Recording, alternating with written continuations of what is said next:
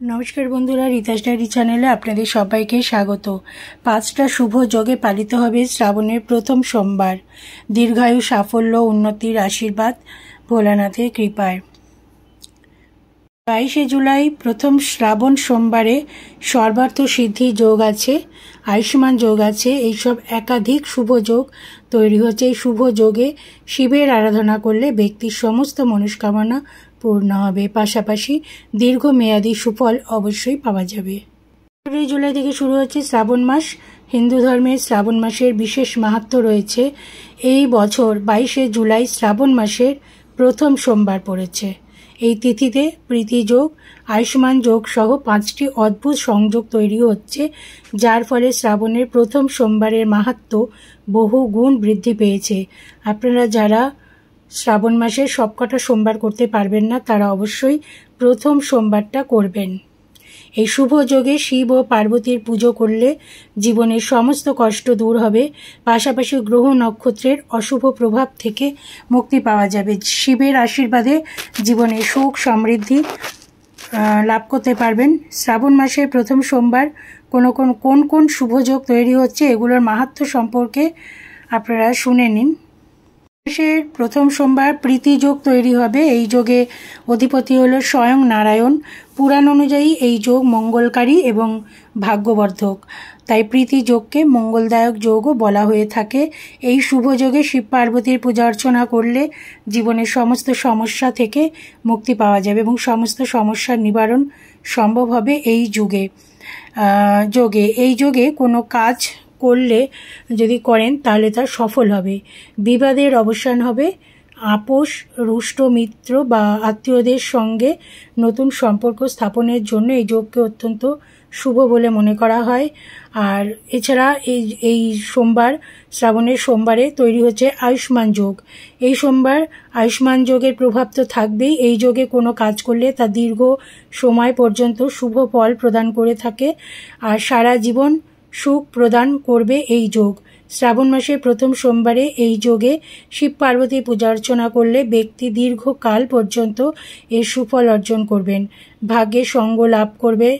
শ্রাবণের প্রথম সোমবারে এই যোগের উপস্থিতিকে বিশেষ গুরুত্বপূর্ণ হিসাবে চিহ্নিত করা হয়ে থাকে। শ্রাবণ মাস শিবের অত্যন্ত প্রিয় মাস। এই মাসে শিবের পুজো করলে শুভ পরিণাম পাওয়া যায়। এই বছর কবে থেকে শুরু হচ্ছে শ্রাবণ মাস সেটা তো বলেই দিলাম আপনাদেরকে। ধর্মে এই মাসটি শিবকে সমর্পিত করা হয়ে থাকে। এই মাসে নিয়ম মেনে শিবের আরাধনা করলে মহাদেবের কৃপায় সমস্ত মনস্কামনা পূর্ণ হবে। এবছর শ্রাবণ মাসে দুর্লভ সংযোগ তৈরি হচ্ছে। সংযোগগুলো আপনাদের বলে দিলাম। সংক্রান্তি অনুযায়ী ও পূর্ণিমা অনুযায়ী হয় এগুলো। পূর্ণিমা তিথি অনুযায়ী 22 জুলাই থেকে শ্রাবণ মাস শুরু হচ্ছে এবং শেষ হবে 19 আগস্ট। তো আপনারা দেখে নিন। প্রথম হচ্ছে 22 জুলাই, দ্বিতীয় হচ্ছে 29 জুলাই, তৃতীয় সোমবার হচ্ছে 5 আগস্ট, চতুর্থ হচ্ছে 12 আগস্ট আর পঞ্চম হচ্ছে 19 আগস্ট। এই 5টা সোমবার কিন্তু এবারে পড়ছে। এদিকে সংক্রান্তি অনুযায়ী জুলাই মাস সূর্য কর্কট রাশিতে প্রবেশ করবে। এমন পরিস্থিতিতে সংক্রান্তির পরের দিন অর্থাৎ 17 জুলাই থেকে শ্রাবণ মাসের সূচনা ধরা হয় এবং শেষ হবে 17 আগস্ট। পূর্ণিমা অনুযায়ী দেখলে এবছর 5টা সোমবার থাকছে, আবার সংক্রান্তি অনুযায়ী গণনা করলে 4টি সোমবার পাওয়া যাবে।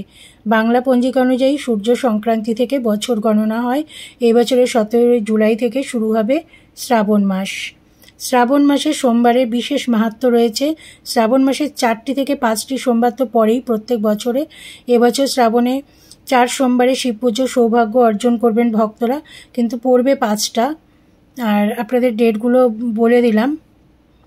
হিন্দু ধর্ম অনুযায়ী শ্রাবণ মাসে শিব রুদ্র রূপে সৃষ্টি সঞ্চালন করেন। প্রচলিত বিশ্বাস অনুযায়ী শিবকে অর্জন করার জন্য পার্বতী কঠোর তপস্যা করেছিলেন। শ্রাবণ মাসে শিব পার্বতীকে নিজের স্ত্রী রূপে স্বীকার করার প্রতিশ্রুতি দিয়েছিলেন। তাই এই মাসটি শিবের প্রিয় মাস এবং এই মাসে করে থাকা পূজা অর্চনা ব্যক্তিকে বিশেষ ফলদান করে। এছাড়াও যে ব্যক্তি শ্রাবণ মাসের সোমবারের উপবাস করেন তার সমস্ত সুখ শান্তি লাভ হয় এবং সৌভাগ্য লাভ করে।